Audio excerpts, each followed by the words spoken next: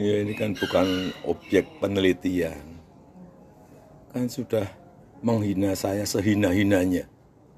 Sudah menuduh ijazah itu ijazah palsu. Sudah merendahkan saya serendah-rendahnya.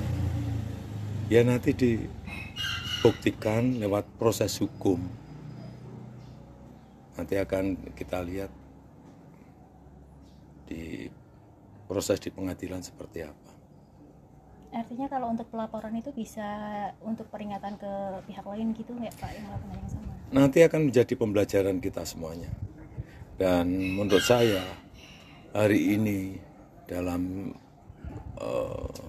tantangan global yang sangat berat, yang diperlukan negara kita adalah sekarang ini kompak, saling berangkulan, menjaga persatuan kesatuan, terutama elit-elit dan seluruh masyarakat, agar tantangan berat yang dihadapi semua negara yang kita hadapi itu bisa kita selesaikan.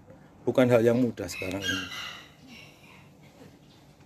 Harus semuanya berangkulan, bersatu menghadapi tantangan global yang tidak mudah. Ya, saya rasa itu. Nggak datang ke sidang hari ini seperti apa Pak? Semuanya sudah kita berikan kuasa kepada tim kuasa hukum, baik untuk mediasi maupun untuk urusan gugatan perkara. Artinya siap untuk menuju sidang pembuktian ya Pak? Siap untuk melanjutkan sidangnya? Ya. Kalau lanjut ke persidangan nanti, apakah nanti juga akan datang Pak?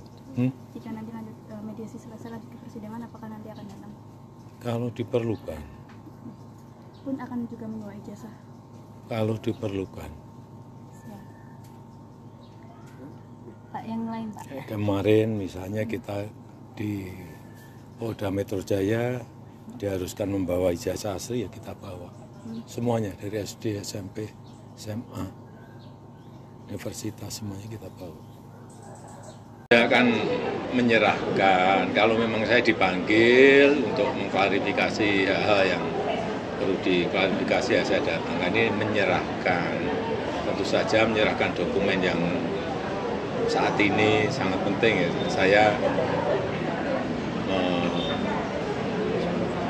mengutusnya orang yang saya percaya. Ya, Pak, berarti sekarang posisi ijazah aslinya masih ada di baris? Di baris krim. Nanti kalau sudah selesai pasti akan diberitahukan, kemudian kita ambil. Seluruh ijazah Pak? Iya. Mulai dari SD sampai kuliah? Yang masih di sana yang SMA sama yang kuliah. Supaya tahu ya, di baris krim itu ada aduan. Ada aduan dari seseorang. Sehingga kemarin kita juga diundang untuk menyerahkan berkas ijazah asli, baik yang universitas sama yang SMA, SMP, SD. Kita berikan. Sampai sekarang masih di sana ijazahnya. Yang kedua ada yang kita melaporkan, itu di Polda Metro, itu beda lagi. Ada lagi yang di sini di Solo, itu perdata, beda lagi. Teman-teman ini insya Allah mewakili rakyat Indonesia. Yang kita cari adalah kebenaran dan kejujuran. Jangan khawatirkan kami. Insya Allah kami sudah siap lillahi ta'ala. Akan tetap kita perjuangkan apa yang harusnya benar, kita katakan benar. Kalau memang itu tidak benar dan palsu, kita katakan palsu. Perkembangan menarik seperti tadi yang sudah saya infokan dan disampaikan langsung oleh Pak Ahmad Basiruddin. Detik ini juga kebetulan Joko Widodo memberikan laporan langsung di Polda Metro Jaya. Itu bagus, berarti masuk perangkap. Berarti apa? Memang dia harus menunjukkan ijazahnya. Karena yang kita tuntut adalah ijazah yang disebut asli. Dan kalau nanti pemeriksaan itu ternyata di luar apa yang kita sajikan selama ini, ya kita siap adu data, adu kebenaran.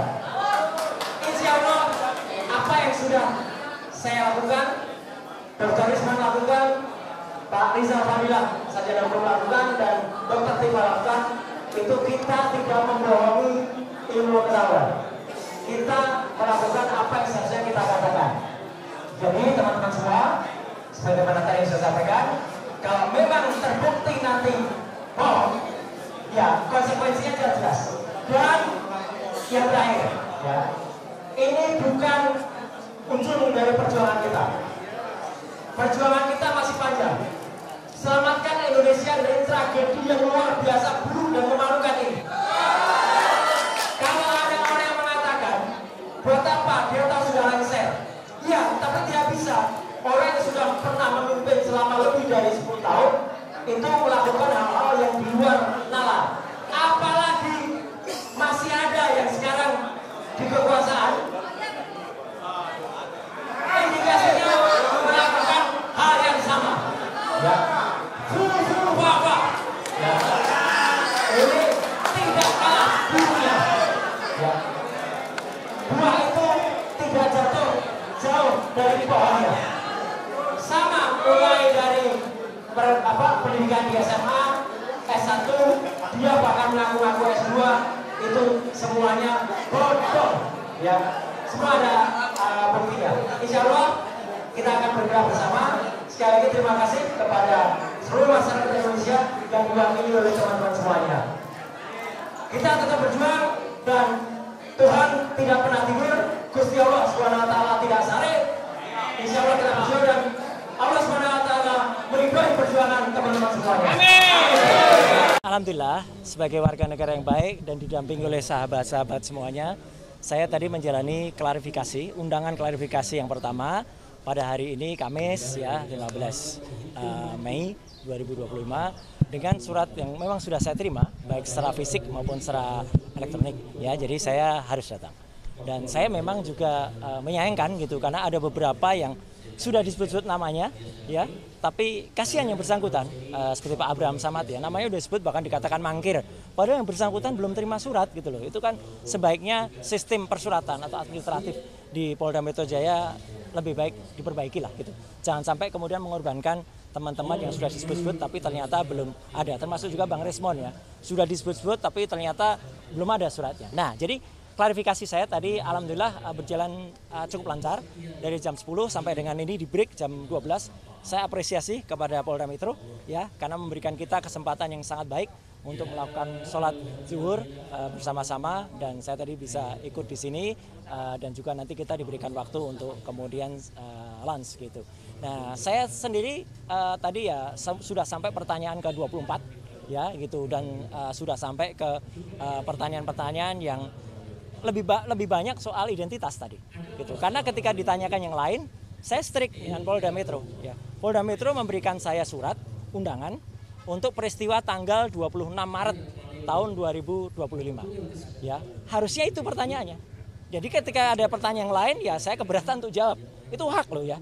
Hak warga negara sesuai dengan Undang-Undang Dasar 1945, itu hak yang paling hati untuk kita menyampaikan apakah undangan atau pertanyaan itu sesuai dengan enggak.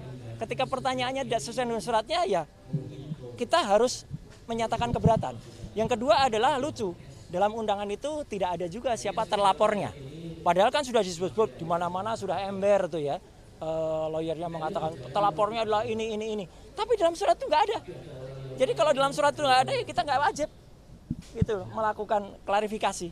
Pelapornya ada Joko Widodo ya. Pasal-pasalnya banyak banget gitu ditulis. Tapi terlapornya nggak ada. Nah terlapor ini penting ya teman-teman. Jangan asal mau kemudian diambil keterangan kalau ternyata terlapornya itu saudara kita sampai dengan 3 tahap. Kita nggak wajib memberikan karena bisa jadi kita nanti nggak diakui keterangan kita karena itu saudara. Apalagi yang terlapor itu misalnya kita sendiri ya. Jadi kita nggak usah ngasih jawaban karena kita berhak untuk diam, berhak untuk tidak memberikan keterangan kalau memang itu tidak tertulis. Jadi terlapornya tidak ada. Ini penting banget ya, terlapornya. Yang kedua adalah locus delicti dan tempus delicti 26 Maret itu saya berpegang ke situ. Jadi kalau bukan itu yang ditanyakan, saya keberatan untuk jawab. Kemudian satu lagi adalah barang buktinya. Itu disebut undang-undang informasi elektronik bla bla bla bla. Mohon maaf sekali lagi, saya ikut merumuskan undang-undang informasi dan transaksi elektronik. Jangan sembarangan menggunakan pasal itu untuk mempidanakan orang. Ya, undang-undang informasi transaksi elektronik dibuat dengan niat baik agar Indonesia itu terlepas dari dikucilkan ke dunia internasional karena kita tidak memiliki undang-undang dalam bidang e-commerce. Jadi pasal-pasal itu adalah misalnya untuk 32 dan 35. Itu misalnya untuk seseorang ngirim bukti transfer kepada teman. Tapi bukti transfer direkayasa, diudak-udik. 1 juta dijadikan 10 juta. Nah, itu yang dipidana. Ada orang misalnya ya posting ini ijazah asli gitu ya. Tapi ternyata yang punya ijazah nggak mengakui kalau itu asli. Ya, kader partai itu. Ya, dia yang harusnya bisa kena itu. Dia bisa kena 8 tahun atau 12 tahun. Sedangkan Dr. Resmond, Dr. Tifa, saya tidak melakukan apapun terhadap barang elektronik. Dan yang penting apa? Barang elektroniknya nggak ada. Jadi dokumennya saya tadi tanya, mana dokumen yang dilaporkan? Nggak ada, Pak. Loh, kalau nggak ada ya gimana penyidik? Gitu loh. Kenapa nggak ada dokumen elektronik? Ini Undang-Undang Informasi dan Transaksi Elektronik. Pasal 5 ayat 1-nya harus ada dokumen elektronik. Jadi kalau dokumen elektroniknya nggak ada, sama saja dengan kita tiba-tiba Bang Rustam ini tiba-tiba dituduh melakukan, maaf ya, pembunuhan. Tapi mayatnya nggak ada. Gimana bisa dituduh beliau melakukan pembunuhan? Bahkan kalaupun ada mayatnya diperiksa dulu, diforensik dulu. Benarkah mayat itu terbunuh atau dibunuh? Kalau Bang Rusman tiba-tiba ngaku aja saya mau, ya kasihan beliau dong. Jadi saya ngajak teman-teman untuk lebih berpikir ya, termasuk juga penyidik ya. Jangan Anda mau ya diminta untuk mencantumkan pasal-pasal yang bukan peruntukannya gitu loh. Jadi 3 itu yang kemudian saya pertanyakan ya, diselundupkan pasal itu. Jadi sekali lagi teman-teman, saya tetap mengapresiasi Polda Metro dan saya cepat ya jam 10 tadi itu sudah 24 pertanyaan. Ya, kalau rata-rata pada sampai 40-70 ya insya Allah nggak sampai sore ya, atau nggak sampai malam lah. Mungkin sore nggak apa-apa lah, kami ngobrol-ngobrol sambil ngasih kuliah kan nggak apa-apa. Gitu. Jadi kita ngasih kuliah tentang undang-undang ITE tadi di dalam itu. Ini naskah akademiknya gini, ini harusnya pasal ini digunakan. Oh siap bang. Itu. Jadi itu yang benar, jangan asal mau kita dipaksa. Orang itu harus tahu hukum, tapi jangan sampai orang itu kemudian dipaksa untuk menjalankan hukum yang tidak pada semestinya. Itu saya kira. Pak Roy, ini kan tadi kan juga disebutkan di tanggal 26. Sebenarnya apa sih yang terjadi? Karena kan sebelumnya kemarin Pak Michael juga sempat ditanyakan tanggal 26 itu apa sebenarnya yang terjadi, Pak? Saya tidak berhak menjawab tanggal 26 itu apa. Nanti saya dikira ST. Yang jelas tanggal 26 itu saya sedang melaksanakan buka bersama ya di rumah makan Oma apa gitu ya. Itu kegiatan saya. Ya, yang lain ya saya nggak tahu, silahkan penyidik tahu. Yang jelas saya tanggal 26 itu kita lagi buka bersama dengan komunitas otomotif saya. Itu di rumah makan di daerah Kemang. Silahkan diperiksa di situ. Kalau ada CCTV-nya saya cek di situ. Tapi perkara apa yang terjadi? Silahkan ditanyakan ke yang lain yang tahu. Saya keberatan untuk menjebak teman-teman yang lain. Nggak boleh juga kita. Kita tuh di situ diajak jujur tapi juga harus cerdas. Jangan kita jujur tapi malah nyeret-nyeret yang lain. Gitu loh. Ya, jadi saya juga ajak jujur ke kepolisian. Ya, kalau pelapornya ada, terlapornya nggak ada, gimana ini laporan? Bisa, gitu ya. Oke, saya kira itu ya, Mas. Assalamualaikum warahmatullahi wabarakatuh. Waalaikumsalam. Salam sejahtera untuk kita semuanya. Di kesempatan sore hari ini, ya, sore ini jam berapa? Jam 3, ya. Saya secara pribadi dan kami secara keseluruhan itu mengaturkan terima kasih yang sebesar-besarnya, khususnya kepada Bapak Kapolri, ya, Pak Sigit, ya. Kapolda Metro Jaya, Pak Karyoto, dan semua penyidiknya yang telah menjalankan tugas secara sangat profesional. Kenapa sangat profesional? Ya, karena saya tadi memang melakukan apa yang menjadi hak saya untuk menjawab pertanyaan-pertanyaan dalam undangan klarifikasi, dan alhamdulillah penyidiknya, saya nggak perlu sebut namanya ya, itu adalah juga melakukan sesuai dengan apa yang saya katakan.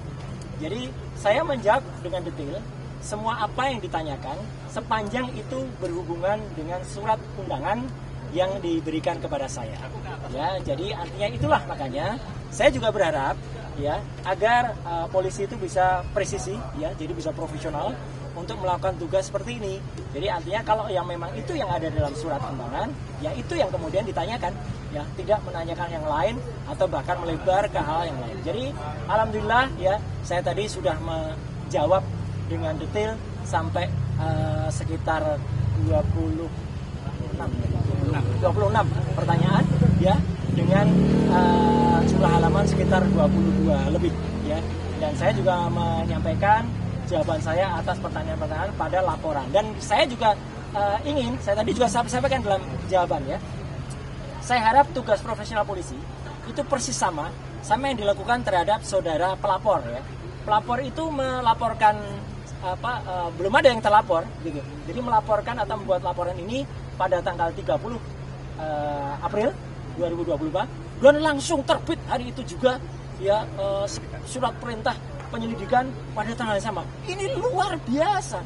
Ya, kalau ini dilakukan untuk semua masyarakat tentu akan sangat senang karena laporan bisa cepat dan kemudian tegas, presisi langsung. Hari itu juga lapor ke SPKT, hari itu juga langsung buat BAP, hari itu juga kemudian terbit surat perintah penyelidikan dan bahkan undangan. Ya, jadi saya harapkan sikap itu juga ada pada semua pelaporan yang ada. Jadi jangan membedakan masyarakat yang ada. Jadi kami ini juga dengan cepat juga diberikan undangan klarifikasi, tapi juga kami juga cepat juga bisa diselesaikan karena kita sama-sama insya Allah kita mengerti hukum. Ya, kalau kita mengerti hukum ya begini. Jadi artinya apa yang ditanyakan, apa yang dijawab, saya tidak perlu menjawab apa yang tidak ditanyakan, apa yang tidak ada dalam surat. Itu aja saya kira. Konfirmasi Mas, ya. Pelapor di tanggal 30 itu siapa? Pelapor di tanggal 30 itu yang saya baca tadi itulah insinyur tulisannya gitu ya. Ya, Insinyur Haji Joko Widodo. Tadi yang digali oleh penyidik di dalam apa saja yang terkait dengan laporan ini apa? Ya, 22 laporan itu banyak soal bagaimana dulu hidup saya, kisah saya. Ya, saya SD, SMP, SMA, ada ijazah semua ya. Ya, kemudian S1 UGM asli, S2 UGM asli, S3 UNJ asli. Ada ijazahnya? Ada lah, jelaskan semua gitu. Dan kemudian apa profesi saya sekarang? Saya profesi sekarang sebagai konsultan telematika dan multimedia. Kemudian saya diminta menjelaskan apa itu telematika. Telematika adalah telekomunikasi, media dan informatika untuk bisa menganalisis. Jadi saya saintis ya, menganalisis secara independen segala hal yang berbau dengan suara, foto, video dan lain sebagainya. Bahkan saya juga diminta dari menjelaskan perjalanan hidup saya. Ya saya jelaskan dulu saya sempat jadi dosen sekitar 8 tahun di UGM ya. Kemudian 10 tahun saya dosen di ISI, Institut Seni Indonesia. Kemudian saya sempat menjadi anggota KPI ya, Komisi Penyiaran Indonesia Daerah Istimewa Yogyakarta. Saya sempat juga masuk sebagai anggota DPR Komisi 1, komisi yang menangani undang-undang ITE, undang-undang keterbukaan informasi publik dan lain sebagainya. Dan kemudian saya sempat membantu Presiden SBY menjadi Menteri Pemuda dan Olahraga di tahun 2013 dan saya kembali menjadi anggota DPR lagi sampai dengan tahun 2019 dan sekarang saya sebagai konsultan independen. Jadi selaku konsultan independen, saya independen ya, saya berhak melakukan apa yang menjadi tugas saya dan kemudian saya berhak menyampaikannya kepada masyarakat sepanjang dengan ilmu pengetahuan dan menjadi keterbukaan informasi publik. Itu aja yang ditanyakan tentang itu. Kemudian tentang ada beberapa hal yang lain yang ditanyakan, apakah soal video begini, saya hanya jawab singkat saja. Apakah itu ada pada surat laporan tertanggal 26 Maret 2025. Ketika ditanyakan tidak terkait dengan itu, ya sudah. Jangan tanya saya yang tidak ada kaitannya dengan itu. Ya, jadi kalau sama tidak ada itu, jadi lokus dan tempusnya tidak sama dengan apa yang ada pada surat undangan, ya sudah, itu tidak perlu dijawab. Ibaratnya kalau kita mengerjakan ujian, ya teman-teman semua, ya masyarakat, kita diminta untuk belajar tentang fisika. Ternyata nanti pertanyaannya soal kimia, ya jangan dijawab. Uang kita tugasnya adalah menjawab soal fisika. Jadi itu sama cerdasnya. Alhamdulillah tadi penyidik juga cerdas. Siapa? Jadi kalau Bapak tidak menjawab, saya tidak menolak jawaban. Tapi saya keberatan dijawab, ya sudah. Artinya clear semuanya. Kemudian itu ada poin sehingga saya juga tidak menyiksa teman-teman untuk harus menunggu sampai tengah malam. Ya, saya juga tidak menyiksa penyidik dan pembuat laporan. Saya harapkan juga tidak menyiksa masyarakat. Ya, gitu. Dengan membuat laporan-laporan yang tidak ada gunanya atau tidak ada manfaatnya ya bagi seluruh masyarakat. Saya kira itu. Video yang tadi dipertanyakan video apa sih? Video yang tadi dipertanyakan ya karena saya nggak lihat lagi karena saya dipertanyakan nggak ada hubungannya dengan itu ya nggak perlu saya jawabkan. Itu. Ada pertanyaan lain mungkin yang substansi yang terkait nggak ada karena video itu? Karena yang terkait dengan surat laporan itu ini harus jelas ya teman-teman. Jadi ini clear banget ya. Ini clear banget. Jadi LP itu ada pelapornya, tapi lucunya nggak ada terlapor. Sekali lagi ya, tidak ada nama terlapor. Jadi untuk para kuasa hukum yang kemarin sudah nyebut-nyebut nama, inisial dan sebagainya, hentikan tindakan-tindakan seperti itu tidak bagus ya untuk masyarakat. Karena ternyata tidak ada terlapornya. Jadi kalau tidak ada terlapornya, saya nggak perlu jawab. Karena kalau saya menjawab, jangan-jangan saya nanti jadi saksi. Kalau jadi saksi dan saudara yang terlapor itu adalah saksi saudara saya, ya saya nggak boleh jadi saksi. Atau misalnya yang terlapor itu adalah untuk pribadi, loh saya malah nggak boleh lagi itu untuk menjawab seperti itu. Daripada itu mubazir, ya lebih baik dari awal saya tanyakan terlapornya mana. Ya, ketika tidak ada terlapornya, ya sudah, saya senyum saja. Penyidik juga ngerti, ya Pak, nggak ada terlapornya, kita masukin. Nah, yang kedua adalah lokus dan tempusnya sudah jelas banget, ya. Terjadi di Jakarta Selatan, nggak ada Rabunya, tapi tanggal 26 Maret 2025. Udah, sepanjang tidak ada pertanyaan soal itu, ya nggak perlu kita jawab, ya. Karena itu pertanyaannya menyangkut soal itu. Kemudian yang paling penting lagi, saya juga mempertanyakan, ini kan ada pasal. Ya, di samping pasal 311, 310, 27 ayat A, ada juga pasal yang mau dimasukkan ke dalamnya, ya, pasal yang diselundupkan. Saya nggak tahu menyelundupkan siapa, ya gitu. Itu pasal 32 dan 35 Undang-Undang ITE. Kebetulan dulu saya ikut merancang Undang-Undang ITE bersama teman-teman yang lain. Pasal itu tujuannya, sekali lagi saya ulangi, adalah untuk transaksi elektronik supaya Indonesia itu diselamatkan dari perdagangan internasional dan kita bisa ikut. Bukan pasal untuk mempidanakan orang. Jahat sekali kalau ada orang menggunakan pasal itu untuk mempidanakan seseorang. Kayak dulu kasus Mbak Prita Mulyansari. Jahat sekali. Ya, Omni Batavia waktu itu mempidanakan Mbak Prita gitu loh. Sama dengan ini. Karena pasal itu ancamannya sangat tinggi. Dan pasal itu misalnya, saya kasih contoh. Ada orang ya mentransfer 1 juta. Kemudian dalam bukti transfernya saya ubah jadi 10 juta. Itu saya bisa kena pasal itu di pasal 32. Ada orang memposting sebuah dokumen elektronik namanya ijazah misalnya. Dia katakan itu asli gitu. Padahal ternyata orang yang punya ijazah mengatakan saya nggak pernah mengeluarkan ijazah itu loh. Lah berarti yang memposting ijazah itu salah seorang kader dari partai itu. Kena pasal itu harusnya. Justru itu ya kalau yang smart begitu. Jadi saya tadi tanya, dokumen elektroniknya mana? Belum ada Pak dokumen elektroniknya. Ya sudah. Kalau belum ada dokumen elektroniknya ya nggak usah diterima. Jadi saya tadi tidak minta berhenti, tapi memang selesai pemeriksaannya. Selesai karena nggak ada lagi yang bisa ditanyakan, ya. Karena jawaban saya smart, sharp pada pertanyaan-pertanyaan yang harusnya ditanyakan. Dan penyidik sekali lagi anak buah Pak Kapolda dan juga anak buahnya Pak Kapolri menjalankan itu dengan baik. Dia juga nggak ngeyel, ya. Dia tanya, oh iya Pak, baik Pak. Kalau profesional dan malah kita kasih kuliah dari panjang, Mirga ngobrol di dalam bagus sekali. Dan juga bagus, jam 12 tadi saya diberi waktu untuk sholat zuhur, makan, sholat. Kemudian juga hari ini begitu sudah selesai, udah di print, clear. Semua sudah saya teken, tanda tangan. Ya. Dan saya berharap hal yang sama terjadi pada teman-teman yang mungkin ikut diundang. Ya. Saya harapkan mereka menjawab dengan sharp, and clear, and clean, dan smart. Pak, gitu. Tadi next agenda kira-kira ada di... Belum ada ya berarti? Belum ada, karena selesai. Ya, karena pemeriksaan saya selesai. Saya tidak minta berhenti atau dihentikan, tidak. Ya, Anda tahu teman-teman, saya alhamdulillah sehat walafiat, ya gitu jasmani. Meskipun rohani, saya tadi juga bilang di dalam. Saya rohani agak lihat ini, apa ini pasal kok banyak sekali kayak gini. Ya gitu, jadi kita juga berhak menanyakan loh. Jadi teman-teman, kalau diundang, itu jangan seperti tiba-tiba kita dituduh sesuatu yang nggak jelas pasalnya. Pasalnya kita pertanyakan. Kebetulan pasal-pasal itu saya ikut membuat dulu. Saya jelaskan ini loh maksudnya begini. Di naskah akademiknya ini loh. Jadi harus ngerti pasal itu. Bukan asal kemudian ada pasal ini dipakai untuk mempidanakan orang. Jangan sampai ya. Jangan kita malah justru memiliki mens rea atau niat kurang baik untuk mempidanakan orang.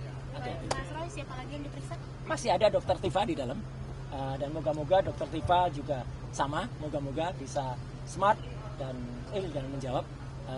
Tapi ya kita berdoa saja dan moga-moga kalau ada teman-teman yang lain ya, saya berharap tidak banyak lagi yang harus dibuat dipanggil atau bahkan dibikin susah dengan ada laporan yang nggak jelas. Ya. Ini laporan nggak jelas ini. Laporan kok nggak ada yang terlapor. Sekali lagi loh ya, bohong kalau dikatakan sudah ada terlapornya. Nggak ada. Dalam klarifikasi itu belum ada terlapornya. Ya, itu ya saya kira. Oke, terima kasih.